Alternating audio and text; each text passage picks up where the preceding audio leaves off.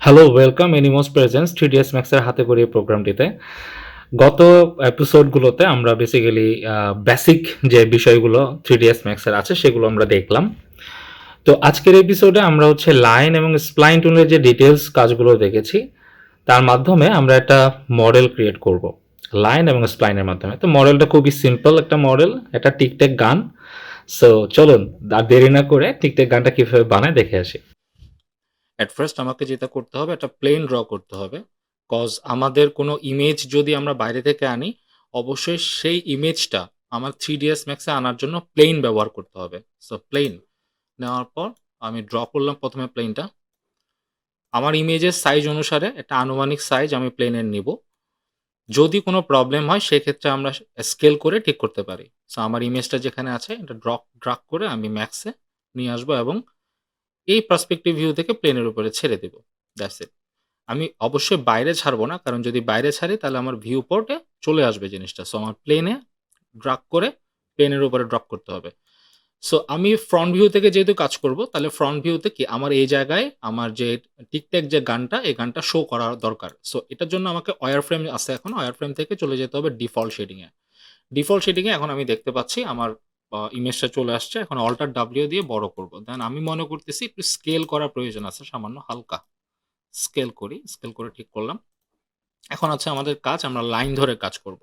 তবে বলে রাখি, লাইন ধরে কাজ করার জন্য আমরা এখানে ড্রাগ অপশনটা ইউজ করতে পারি, অথবা আমরা শুধুমাত্র স্ট্রেইট লাইন ইউজ করেও পরবর্তীতে ফিলেটের মাধ্যমে কাজটা করতে পারি। কিভাবে করি একটু দেখি। যেহেতু আমরা স্ট্রেইট লাইন আঁকবো, কিভাবে আঁকবো? যেমন ধরে নিলাম এটা একটা স্ট্রেইট লাইন, এটা একটা স্ট্রেইট লাইন, স্ট্রেইট লাইন। যে জায়গাগুলোতে আমাদের কার্ভ শেপ, সেই জায়গাগুলোতে আমাদের একটা, একটা করে ভার্টেক্স লাগবে। এটা হচ্ছে বেসিক। তো ফাইন। এখন আমি কি করব? লাইন যাব। লাইনে যাওয়ার পর মনে রাখতে হবে শিফট প্রেস করে যখন আমি আমার লাইন ড্র করব, আমার লাইনটা একদম স্ট্রেইট হবে, সোজা।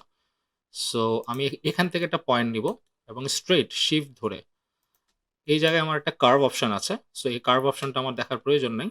আমি আবার ব্যাক করি। এই যে স্ট্রেইট লাইনটা, স্ট্রেইট লাইনটা সোজাসুজি এই লাইন বরাবর নিয়ে আসবো। এখানে স্ট্রেইট, যেহেতু আমার এই কর্নারগুলো কার্ভ, সো এই কর্নারগুলোতে একটা, একটা ভার্টেক্স আমাকে ধরতে হবে। Fine. Corner to corner. Then আমার এই জায়গাগুলো শিফট ছেড়ে আমার এই জায়গাগুলো কর্নারগুলো ড্রাগ করে ক্লিক করতে হবে। মনে রাখতে হবে যে জায়গাগুলোতে আমি কার্ভ করব প্রত্যেকটা জায়গায় একটা, একটা ভার্টেক্স ধরতে হবে। সো আমার এই জায়গাটাতে ভার্টেক্স ধরতে হবে একটা, এই জায়গাটাতে কার্ভ। সো এটা আমি কার্ভ ভার্টেক্স ধরলাম, এখানে একটা ভার্টেক্স ধরলাম। দেন আমার আবার সোজা ঠিক এই লাইন বরাবর ড্রাগ করে করলাম। দেন আমি ক্লোজ স্প্লাইন দিব। ক্লোজ স্প্লাইন দেওয়া মানে আমার একটা স্প্লাইন একটা শেপে পরিণত হইলো। শেপে পরিণত হওয়া মানে আমি এটাকে কনভার্ট করতে পারবো। সো এখন আমাদের লাইন সেগমেন্টগুলো ঠিক করা দরকার। সেজন্য আমাদের কি করতে হবে? ভার্টেক্সে যেতে হবে। মডিফাই থেকে আমাদের যেতে হবে ভার্টেক্সে। এই জায়গায় ভার্টেক্স। দেন আমার কর্নারগুলোকে আগে সিলেক্ট করব। যে কর্নারগুলোতে আসলে আমাদের ফিলেট করা দরকার, সবগুলোকে একসাথে ধরে দেন আমি যদি ফিলেট ড্রাগ করি হালকা, ওকে, এটা একটু কার্ভ হয়েছে। দেন আমার এই অংশটাকে ধরতে হবে। যেহেতু আমার পিছনের ব্যাকগ্রাউন্ডটা সাদা, তাই আমি লাইনটা বুঝতে পারছি না ঠিক মতো। ওকে, এতটুক কার্ভ হোক।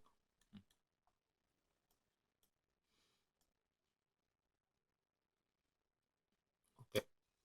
দেন আমার অবজেক্টটা যখন ড্র হয়ে যাবে, তখন আমি এটাকে কনভার্ট টু পলিতে নিয়ে যাব।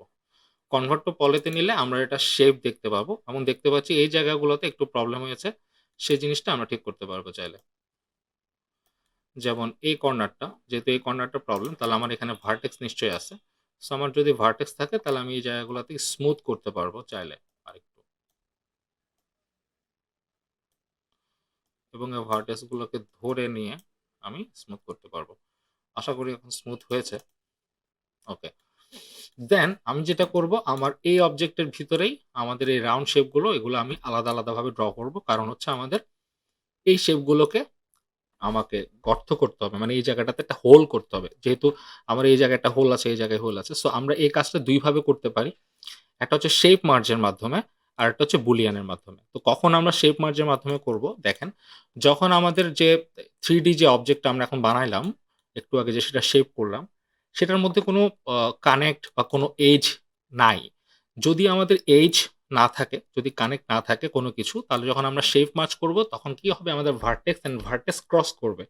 এই কারণে আমাদের তল যেটা আছে সেটা এলোমেলো হয়ে যাবে। সো এই কারণে আমরা যেটা করব, যেই জায়গাগুলোতে এজ কম থাকবে বা থাকবে না, সেই তলগুলোতে আমরা বুলিয়ান করব। সো সিম্পল, আমরা বুলিয়ান করার জন্য এখন ভিতরের যে আ অবজেক্ট গুলো আছে, এই অবজেক্ট গুলো ড্র করার জন্য আমরা নরমালি রেক্টেঙ্গেল দিয়ে কাজ করতে পারি। কজ রেক্টেঙ্গেল নিয়ে কাজ করলে আমরা ৪ টা ভার্টেক্স পয়েন্ট যখন আমরা ফিলেট করব, তখন এই রাউন্ড শেপটা আমরা পাবো। সো আমরা ১ম এ এই রেক্টেঙ্গেলটা টানলাম। দেন এখানে একটা রেক্টেঙ্গেল নিলাম। যে জায়গাগুলোতে আসলে আমাদের রেক্টেঙ্গেল প্রয়োজন, এই জায়গাগুলোতে আমরা রেক্টেঙ্গেল নিচ্ছি। আমরা এই জায়গাটাতে একটু রোটেট করতে হবে। ওকে। দেন আমি একটা কাজ করতে পারি যে আমার যে এন্টায়ার যে অবজেক্ট গুলো আছে, অবজেক্ট গুলোকে কি করতে পারি? আমি অ্যাটাচ করতে পারি চাইলে, বা লিঙ্ক করতে পারি চাইলে। যদি লিঙ্ক করি সেক্ষেত্রে হয় কি? যে আমার সবগুলো কাজ একসাথে হবে। তবে সেটা করার জন্য আমাকে অবশ্যই আগে রেক্টেঙ্গেলকে স্প্লাইন এ কনভার্ট করতে হবে। স্প্লাইন, এডিটেবল স্প্লাইন এ কনভার্ট করলাম। দেন আমার এখান থেকে যে আমার অ্যাটাচ অপশনটা আছে, অ্যাটাচ অপশন থেকে আমি এটা, এটা এবং এটা, এই ৩ টা অবজেক্টকে আমি অ্যাটাচ করে নিলাম। দেন যখন আমি অ্যাটাচ তুলে দিব এবং ভার্টেক্স অন করব, দেন আমি প্রত্যেকটাতে আসলে আলাদা, আলাদা ভার্টেক্স পাচ্ছি। এই জায়গার ভার্টেক্স গুলোকে দেন আমি কি করব? ফিল এড করব। ওকে। এই জায়গার ভার্টেক্স গুলোকে সেম ভাবে ফিল এড করব।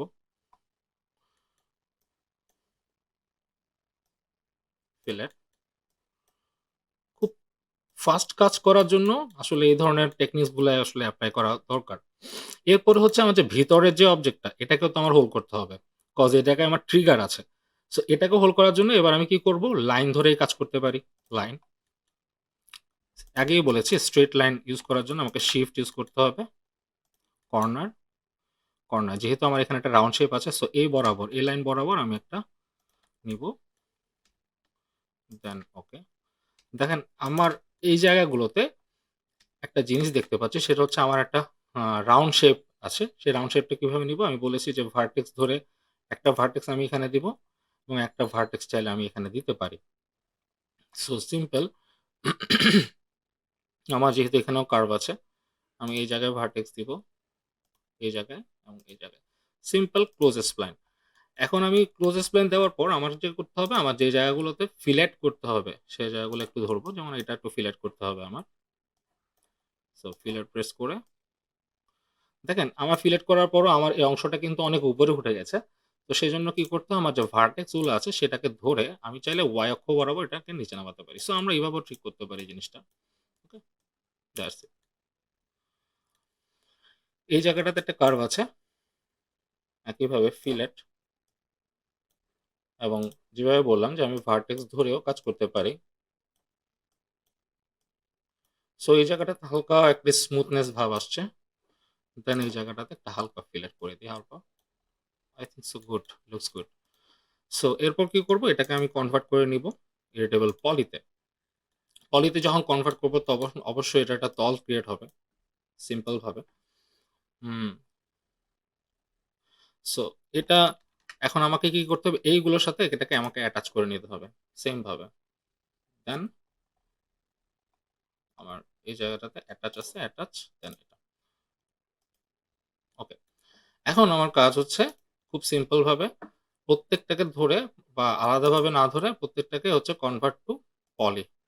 সিম্পল। আমার পলিতে কনভার্ট হয়ে গেল। এখন আমি একটা, একটা করে প্রত্যেকটাকে সিম্পল ভাবে ধরে আমি এক্সট্রুড করতে পারি। আমি একটু 3D ভিউ থেকে যাই, এক্সট্রুড করতে পারি। এক্সট্রুড। একটু ভালো করে এক্সট্রুড করি কারণ আমার যে জিনিসগুলো হোল্ড করতে হবে এটার ২ পাশেই আসলে বাড়িয়ে নিতে হবে। তাহলে আমার জিনিসটা আসলে কাটবে। ফাইন। ওকে। কিন্তু প্রত্যেকটা জায়গায় যেমন আমি এটা যখন এক্সট্রুড করলাম তখন আমার বডিটাকেও আসলে এক্সট্রুড করতে হবে। সিম্পল ভাবে বডিটাকেও ধরলাম এবং পলি দিয়ে এটাকে এক্সট্রুড করলাম। ওকে।